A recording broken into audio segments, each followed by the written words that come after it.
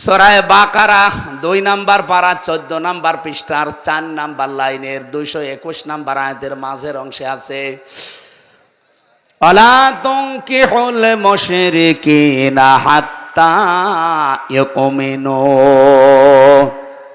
রব্বুল আলামিন বলেন, যতক্ষণ কোনো মুশরিক পুরুষ ঈমান না আনবে, মুসলমান না হবে, ততক্ষণ তার সাথে মুমিনা নারীর বিয়ে দেওয়া।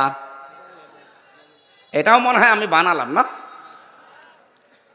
আমি এই আয়াত সামনে নিয়ে কিন্তু এই ফতোয়াটা দিলাম যে যতক্ষণ একজন মুশরিক, একজন কাদিয়ানি, একজন ইহুদি, একজন খ্রিস্টান এরা মুসলমান না হবে, ততদিন পর্যন্ত তাদের সাথে কোনো মুমিনা নারীর বিয়ে দেওয়া এই কথা বলেন না কেন, জায়েজ আছে। এই আয়াতের উপরে তাফসীর করেছিলাম সিঙ্গাপুরে, যে ওরা কাফের, ওদের সাথে মুসলমানদের সন্তানদের বিয়ে দেওয়া জায়েজ নেই। ওই আগস্টের 5 তারিখের পরে আমার কয়টা অনুষ্ঠান ছিল সিঙ্গাপুর, মালয়েশিয়া, থাইল্যান্ড, এই দেশে। আমি ওখানে প্রায় হাজার হাজার মানুষ কথা বলেছিলাম এই কায়দায়। কে? ও ওনারা দেখলেও মনে হয় সব হয়। আমার মন মতো একটা মানুষ। আমি ওই সময় জেলে ছিলাম উনি যখন ওই কাজটা করেছিল। বুকের পাঁঠা আছে।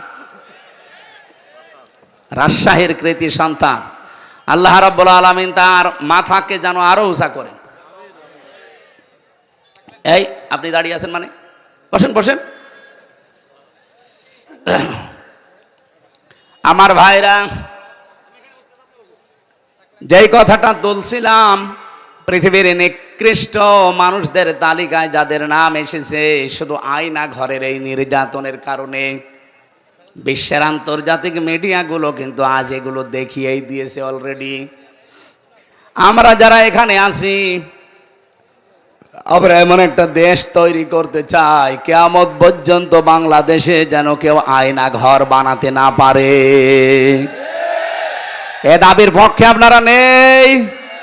কারা কারা আছেন? লিল্লাহে তাকবীর। দেখেন তো হাত তোলেনি কে? যেটা তুলবে না ওটা আয়না ঘরের পক্ষে।